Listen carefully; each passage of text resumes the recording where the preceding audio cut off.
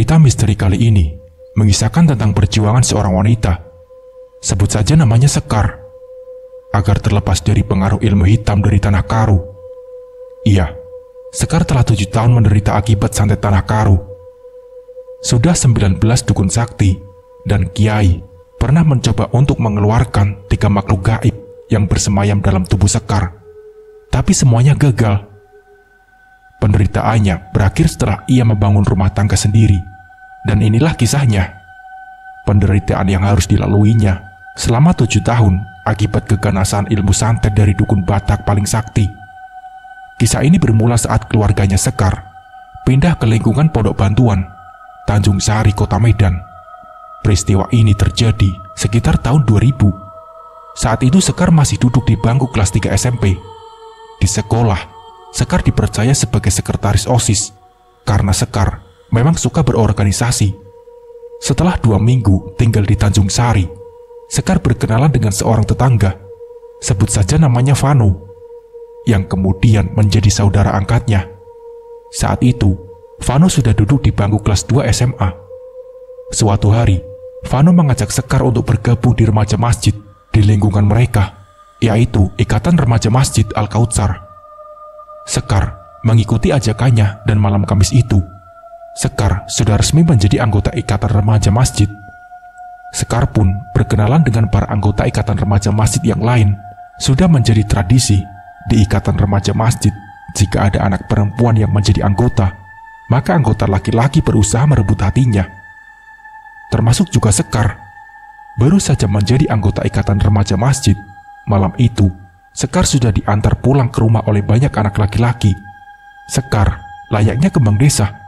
Setiap pulang dari masjid, anak laki-laki banyak yang mencoba mencari perhatian dengan mengantarkannya pulang ke rumah. Namun Sekar tak menggubris mereka.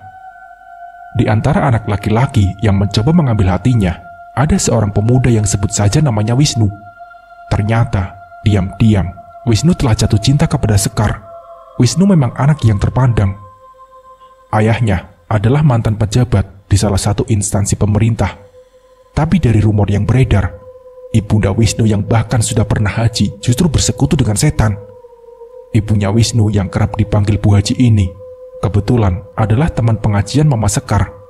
Sejak saat itu, sudah 4 kali Wisnu mengirim surat cinta kepada Sekar. Sekar kaget bukan kepalang.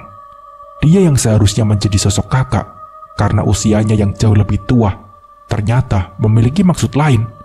Sekar pun menolaknya, bukan karena Sekar tak menyukainya, tetapi usia Sekar saat itu masih terlalu dini untuk mengenal cinta.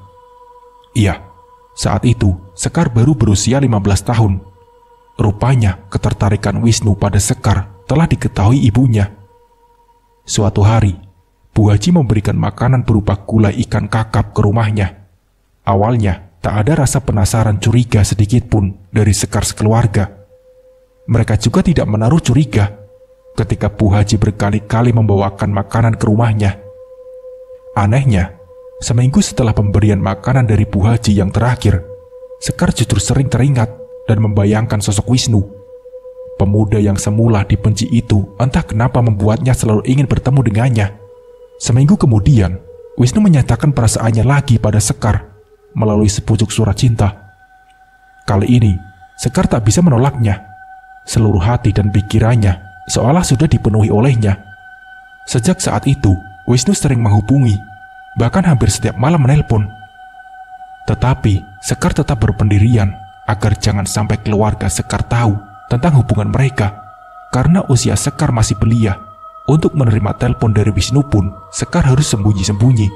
Sekar terpaksa tidur di kamar belakang agar dapat menerima teleponnya. Karena rasa cinta Sekar yang mempuncak pada Wisnu, kegiatan belajar pun mulai terganggu. Orang tua Sekar tidak mengetahui apa yang sedang terjadi. Saat kelulusan SMP, prestasinya benar-benar menurun.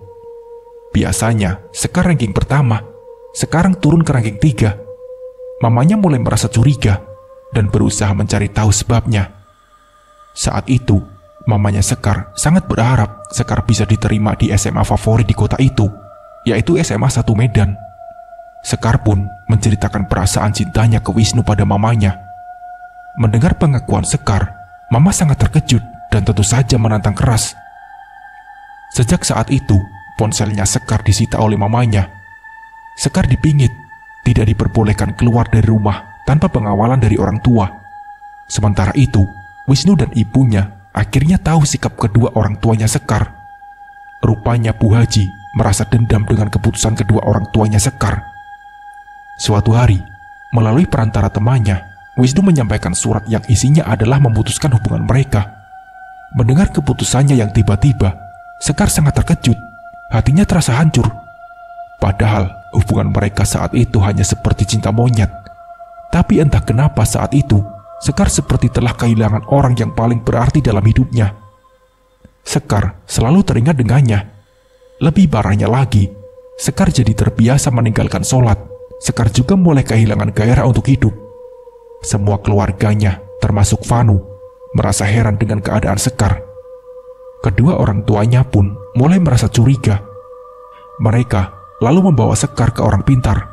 Menurut paranormal tersebut, Sekar terkena daya pelet.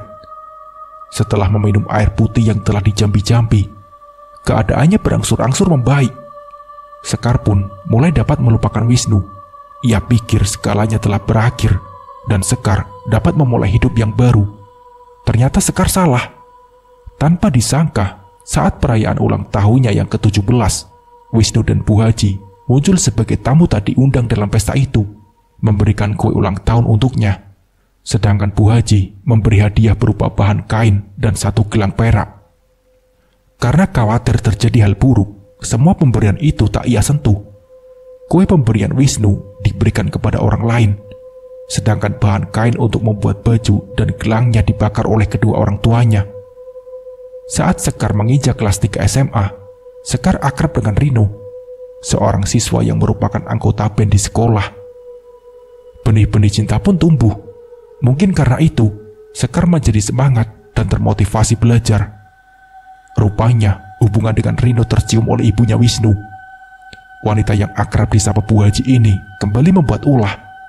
Dan kali ini, ia dibantu dukunya. Akibatnya, Sekar sering jatuh pingsan di sekolah. Sudah tak terhitung beberapa kali Sekar mengalami hal ini. Sekar bahkan pernah dibawa pihak sekolah ke salah satu rumah sakit di kota Medan untuk diperiksa. Hasil pemeriksaan dokter menyatakan Sekar tidak mengidap penyakit apapun. Karena kejadian ini, orang tuanya kembali mengajak Sekar ke tempat Pak Sahroni, paranormal yang dulu pernah menyembuhkan Sekar dari ilmu pelet Wisnu. Pak Sahroni bilang, Sekar kembali terkena pelet. Menurut dia, peletnya itu berasal dari makanan, pakaian, juga benda-benda lainnya yang Sekar terima dari si pengirim pelet melalui perantara orang lain. Tapi syukurlah saat itu, Pak Sahroni kembali menyembuhkan Sekar. Setelah kelulusan SMA, Sekar berpisah dari Rino. Dia melanjutkan kuliah di UGM Yogyakarta, sedangkan Sekar diterima di salah satu universitas negeri di kota lain. Satu perkuliahan telah menginjak semester 2. Sekar sering kerasukan makhluk halus. Awalnya, pada suatu malam, Sekar melihat sosok kuntilanak yang sedang berjalan di depan kamarnya. Keesokan paginya, Sekar menemukan kotoran manusia persis di sebelah jendela kamar. Nampaknya ada yang sengaja meletakkannya di sana. Tapi Sekar tak menaruh curiga siapa yang melakukannya dan tak mau ambil pusing. Pukul 2 siang, Sekar kembali kerasukan. Saat itu pikirannya tertuju pada sosok Wisnu. Anehnya, saat tak sadarkan diri, Sekar tertawa seperti kuntilanak. Bahkan Sekar terkadang berbicara dalam bahasa Cina yang tak bisa dipahami. Beberapa hari setelahnya, Sekar bertingkah seperti seekor ular. Memang, sebelum kerasukan itu, Sekar seperti melihat seekor ular berwarna hijau dan berukuran panjang. Dan tak hanya itu, di waktu yang lain, Sekar juga mengeluarkan suara begu ganjang, hantu khas tanah Karu.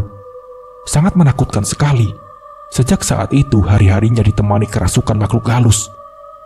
Suatu hari setelah Idul Fitri, Sekar bersilaturahmi ke rumah nenek di bilangan Tanjung Mulia, kota Medan. Dan di sana, Sekar kembali diganggu makhluk gaib tersebut. Untungnya, neneknya Sekar itu punya pegangan ilmu gaib. Saat keluarganya Sekar turun dari mobil, Sekar tidak bisa keluar dari mobilnya. Badannya terasa sangat berat. bahkan untuk sekedar berjalan. Sepertinya makhluk-makhluk gaib itu tahu kalau Sekar akan singgah di rumah orang yang berilmu tinggi. Bapaknya pun lantas menggendong Sekar.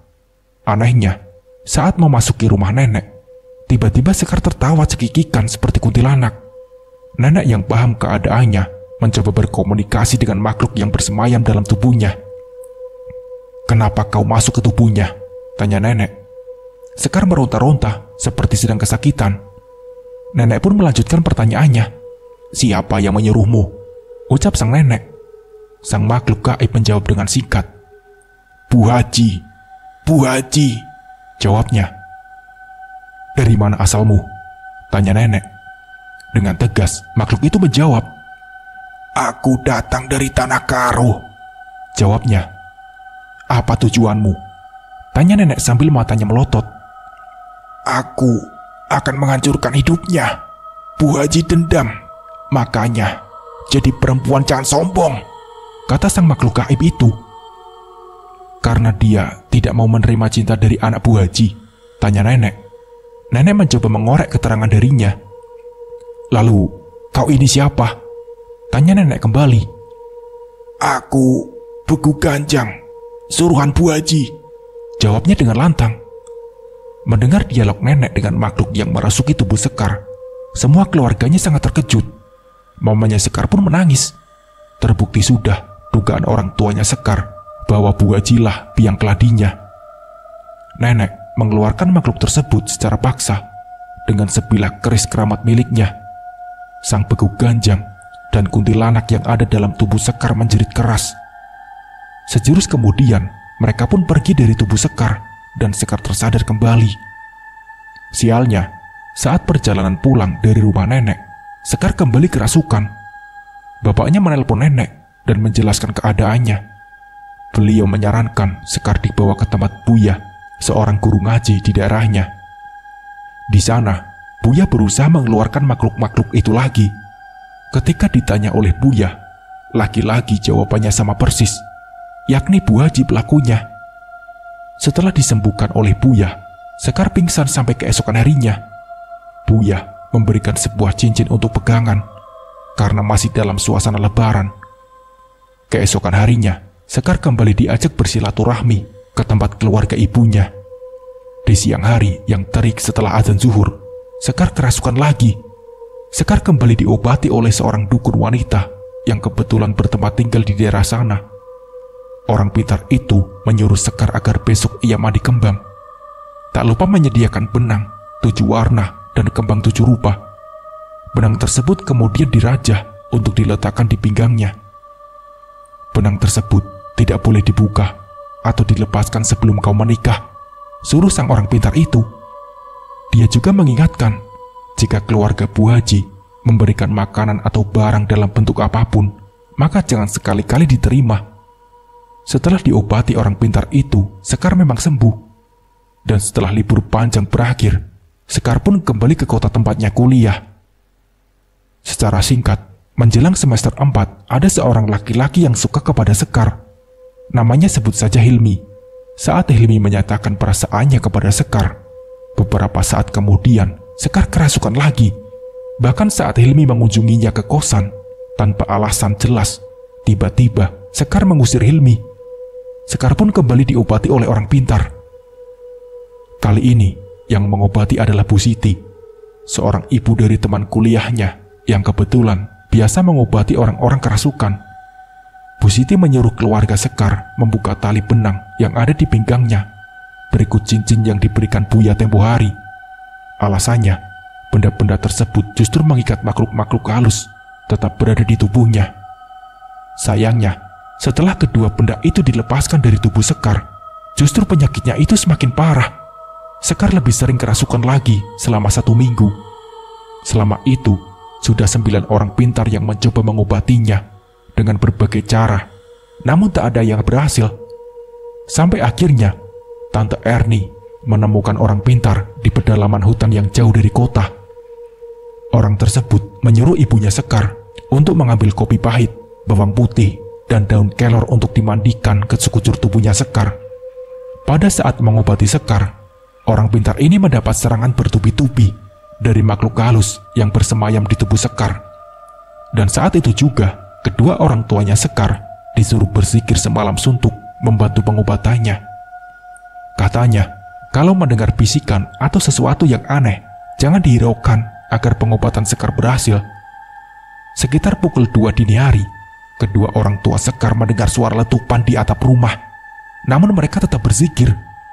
Seiring dengan suara letupan tadi, orang pintar yang mengobati juga mendapat hantaman sehingga dadanya mendadak sakit. Keesokan harinya, orang pintar itu mencari benang 7 warna. Dia juga menyiapkan bunga macan kerah, 7 macam bunga, dan daun jengkol. Semua digunakan untuk memandikan Sekar. Setelah pengobatan itu, Sekar sembuh dan bisa kembali menjalankan aktivitas sehari-hari. 5 bulan kemudian, Sekar berkenalan dengan seorang calon dokter, sebut saja namanya Fahmi. Begitu gembiranya Sekar tatkala dia berniat melamarnya. Namun saat Fahmi mau melamar, banyak halangan yang menghadang sehingga orang tuanya tidak mengizinkan hubungan Sekar dengan Fahmi. Karena kecewa, Sekar histeris hingga jatuh pingsan. Tekanan darahnya turun drastis ke angka 40. Semua dokter yang merawat pun terkejut. Mereka tidak menyangka dengan tekanan darah yang sangat rendah itu, Sekar masih bisa bertahan hidup, bahkan kemudian sehat kembali.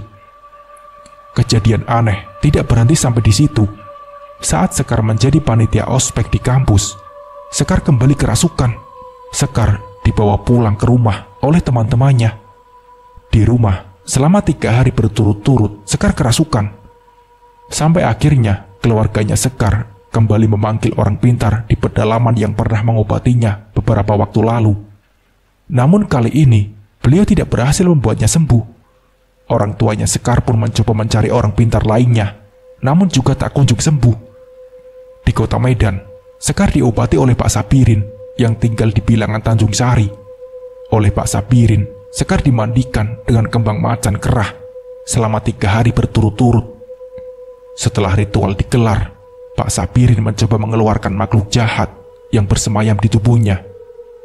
Makhluk yang telah mendarah daging tersebut berupa siluman ular.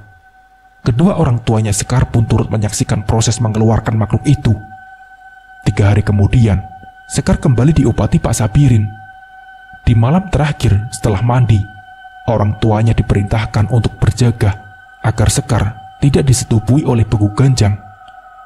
Saat itu, antara sadar dan tidak, tiba-tiba pandangannya menjadi gelap, seolah ada sesuatu yang mau menindihinya. Astagfirullah. Sekar melihat sosok makhluk itu yang sangat menakutkan. Tubuhnya hitam berbulu, dan dia berusaha menindihinya. Sekar pun menjerit dan berteriak. Jangan, jangan, jangan, teriak Sekar. Teriakan itu pun membuat cemas kedua orang tuanya. Mereka membaca ayat kursi berulang-ulang untuk melindunginya. Sekar pun terjaga dan tidak tidur sampai pagi. Keesokan harinya, mereka kembali datang ke rumah Pak Sabirin. Kali ini, mereka akan melakukan ritual pengusiran begu ganjang. Sang begu ganjang mencoba melawan Pak Sabirin. Aku tidak mau pergi, karena aku telah diberi makan oleh majikanku, tolak sang makhluk itu. Siapa majikanmu? Tanya Pak Sabirin. Aku sudah melakukan kontrak dengan Bu Haji. Kalau aku pergi dari tubuh anak ini, maka aku akan mati. Tetapi sebaliknya, jika aku bertahan dalam tubuh anak ini, maka dia tidak akan bertahan hidup lama, kata begu ganjang. Tiba-tiba, suara Sekar mendadak berubah menjadi seorang perempuan. Sebenarnya, aku kasihan dengan anak ini. Hidupnya terombang-ambing, bahkan terancam mati. Jodohnya sudah tertutup. Inilah perjanjian kami dengan majikan kami, ujar sosok itu yang terus tertawa. Mendengar pengakuan 2 makhluk tak kasat mata ini, Pak Sabirin tertawa seolah mengejek mereka. Banyak kali cakap kau ini, katanya dengan logat Medan. Cepatlah kau pergi, atau aku keluarkan kau dengan paksa, ucap Pak Sabirin.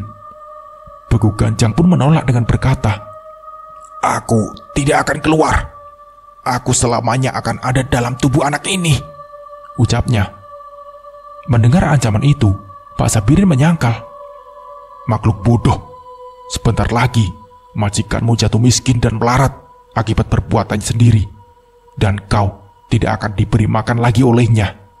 Santet yang ada di tubuh anak ini akan kukembalikan padanya, ucap Pak Sabirin. Akhirnya Pak Sabirin berhasil mengeluarkan dua makhluk tersebut. Alhamdulillah, Sekar pun kembali pulih. Sekar dapat mengikuti ritual mandi kembang selama 3 hari. Di hari keempat, Sekar kembali datang ke tempat Pak Sabirin untuk mencabut pengaruh santet. Bu Haji menggunakan media foto anak ini dan sebuah boneka kecil. Jelas Pak Sabirin kepada keluarganya Sekar. Santet apa yang melanda putri saya, Pak? Tanya ibunya Sekar. Pak Sabirin menjelaskan. Inilah yang namanya santet polong. Makhluk-makhluk ini memang sudah mendarah daging dalam tubuh anak ibu. Kalaupun sembuh, dia rentan kena santet, pelet, dan sejenisnya. Kecuali pagar dirinya cukup, rajin sholat, dan meminta perlindungan kepada Allah Subhanahu wa Ta'ala, ucap Pak Sabirin. Akhirnya, Sekar terbebas dari ilmu santet yang telah memorak-porandakan hidupnya selama 7 tahun itu. Bu Haji kini hidupnya melarat. Banyak sekali musibah yang menimpa keluarganya. Kabarnya, Bu Haji pun sering jatuh sakit. Dan sekarang, Sekar telah hidup berumah tangga. Sekar menikah di penghujung tahun 2007 lalu. Dengan demikian, tepat 7 tahun Sekar dalam nestapa akibat kekuatan santet polong. Suaminya adalah seorang ustadz. Dia senantiasa membimbingnya untuk memohon perlindungan kepada Allah Subhanahu wa Ta'ala. Mereka pun tengah berbahagia menanti kelahiran sang buah hati. Dengan sholat dan banyak membaca Al-Quran, semua masalah yang menimpanya sudah dapat dilalui. Dan demikianlah akhir kisah 7 tahun menderita akibat santet tanah karu. Seperti kata pepatah, barang siapa menanam, maka dia akan menuai hasilnya. Sekecil biji zarah pun perbuatan manusia, niscaya Allah Subhanahu wa Ta'ala akan membalasnya. Setiap perbuatan buruk atau perbuatan jahat pasti akan mendapat karmanya. Itulah kenyataan yang terjadi dalam kisah ini. Allah tidak akan tinggal diam melihat manusia menzolimi sesamanya. Apalagi jika sampai melakukan perjanjian dan bersekutu dengan setan. Semoga kita semua dapat bercermin dari kejadian ini dan menjalani hidup dengan penuh rasa syukur. Nah, seperti itulah kisah singkatnya. Semoga dari cerita ini kita bisa mengambil hikmah dan pembelajarannya. Mungkin cukup sekian dari saya. Wassalamualaikum warahmatullahi wabarakatuh.